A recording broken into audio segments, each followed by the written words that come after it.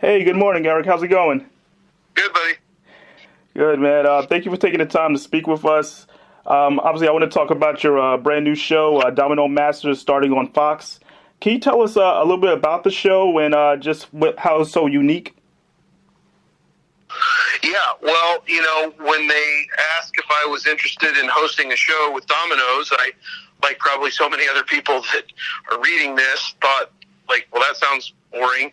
But then once I saw the sizzle reel and realized it was Domino toppling and Rube Goldberg and Chain Reaction machines bringing down thousands and thousands of dominoes and structures on a stage, I was like, I'm interested.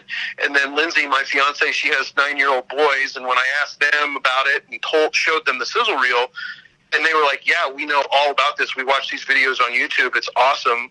And they were like, we would watch that show. I was like, okay, well, I guess we better have the meeting and hear what they have to say. And I was interested right from the get-go because of the element of the sport of it, the excruciating bent-over intensity and pain that these people are in, putting these dominoes up, knowing that if they make one mistake, it all comes down.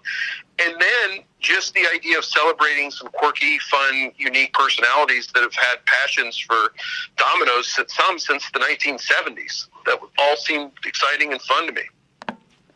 Wow, were you a big Domino's player growing up at all? I played dominoes. I had dominoes as a kid, but I inevitably would do what everybody else did, which was, set them up and then, knock them down and incorporate them in with my building blocks and things like that. But I love the game of dominoes. I have memories of playing dominoes with my mom and grandma and grandpa when I was a kid. Nice. And I see you have some judges with you, one of the judges being Vernon Davis, former Pro Bowl tight end. Obviously, you being one of the most iconic Chiefs fans out there, do you ever talk a little football with him during filming? Oh, 100% talk football. Vernon had a great catch as a 49er at Arrowhead that he got stopped, I think, on like the 3-yard line, but he had a prolific game against the Chiefs as a 49er. I think he was a 49er at the time. I'm not sure. But we talked about him playing at Arrowhead and just how much admiration and respect I had for him as a player, and just, then got to know him as a guy. He's just a great, great guy in addition to being a beast on the field. That's great. And obviously, the last season didn't end the way many Chiefs fans would have hoped. And obviously, you being one of the more, the celebrity fans, as well as just iconic with the franchise, what were your thoughts on the way the year ended? My thoughts were very, very much in line with Coach Reid and Brett Veach and Patrick Mahomes and Travis Kelce. Very disappointed, very frustrated, but hopefully, use it as motivation and reason to get better next year. Here we had arguably one of the greatest games in professional football history against the Bills, and then to lose to the Bengals the way we did, it just makes that it not only hurts for the game losing to the Bengals, but it hurts in the game against the Bills, because now that game literally means zero.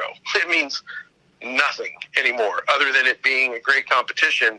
It led us to disappointment. So I was frustrated, man, but, I have that moment that I hope every fan has when you're driving out of the stadium, that I'm not the one that's been in the weight room since 8th grade. I'm not the one that's been at practice and sweating and bleeding with my team in college and through the pros. My investment is being a fan and being loud and buying a ticket and putting on my red, Chiefs gear. My investment is not the same as the players. So my disappointment has to be measured compared to what Patrick Mahomes and Tyreek Hill and all those guys are feeling, that are out there actually putting it on the line. I definitely understand. But let's actually make a quick switch and over to the positive side. And I believe you were actually there when they won Super Bowl 54. Can we go and talk about just the positives and how it was for the team to actually win after 50 years and just everything that was running through your mind at that time? It was incredible. I cried. I'm not ashamed to admit it. I was blessed enough to be with Roger Goodell on the sidelines when we actually won the game.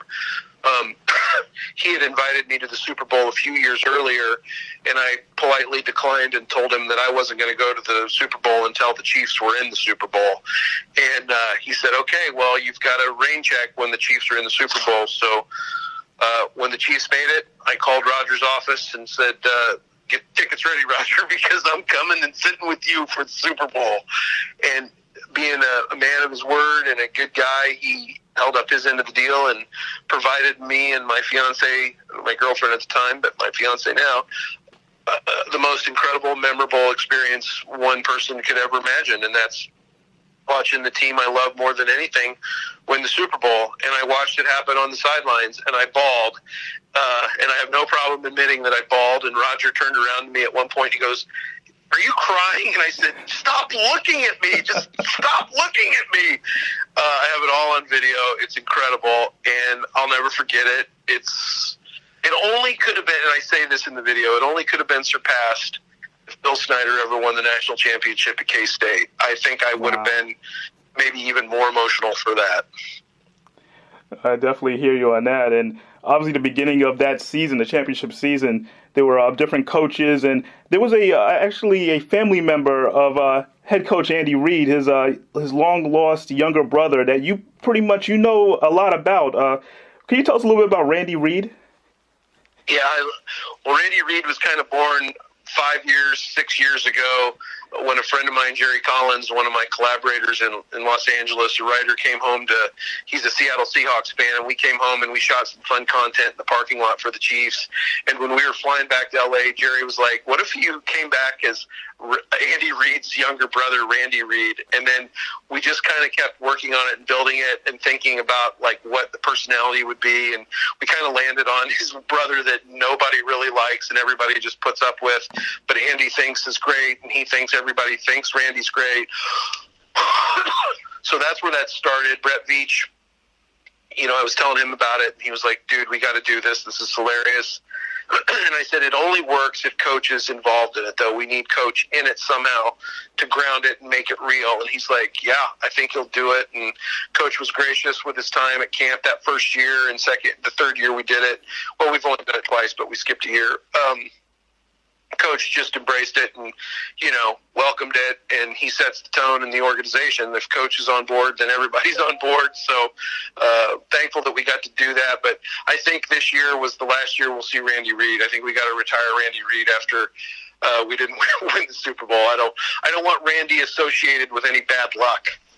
Oh, man, there's going to be some disappointed people out there. Probably the most disappointed would be GM Brett Veach from the videos. So, yeah.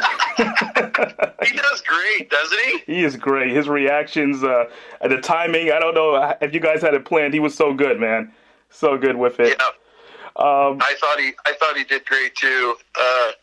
But, yeah, it's so much fun. But on a personal note, just the idea that, me, a lifelong Chiefs fan, gets the access and the opportunity to be on the field at training camp. I have a memory of going to St. Joe when I was a kid. We had just drafted guard Brian Joswiak out of West Virginia, and my dad took my brother and I up to training camp, and we saw the Chiefs players. And for me to go from that, seeing Paul Palmer and Brian Joswiak going up the ramp to now being able to be on the field with Coach Reid, playing Coach Reid's brother, and being in the locker room and knowing all those guys is just a dream come true for a Chiefs fan. No, I definitely understand that. One of the things that really stuck out, especially last season, was the fact that when Josh Gordon joined the team, he was actually with you in Kansas City. You were kind of welcoming him to the city. How did that whole thing come about? Well, Bob Menery is a friend of mine, and Bob Menery has something to do with some agency or something that represents Josh. And Menery texted me and said Josh is going to come to Kansas City and sign on the practice squad or whatever. And I was like, man, that's awesome. Well, Bob then texted me and says, I'm coming to Kansas City for his first game. Let's have dinner. So we took Josh and Bob to Garozzo's here in Kansas City, an Italian restaurant. And Josh, just a great kid, man. I was a big fan of his in college. And then, with the Browns, and I think he's, I think he's a good kid that I'm glad he's getting an opportunity to get his life squared away, and I think Kansas City's a perfect place for him. And I hope he finds some on-field success as well, because he sure seems like a good guy. Definitely. And Eric, once again, thank you for taking the time to speak with us. Before we let you go, I have to ask, what is your message to the many Chiefs fans out there heading into the new season?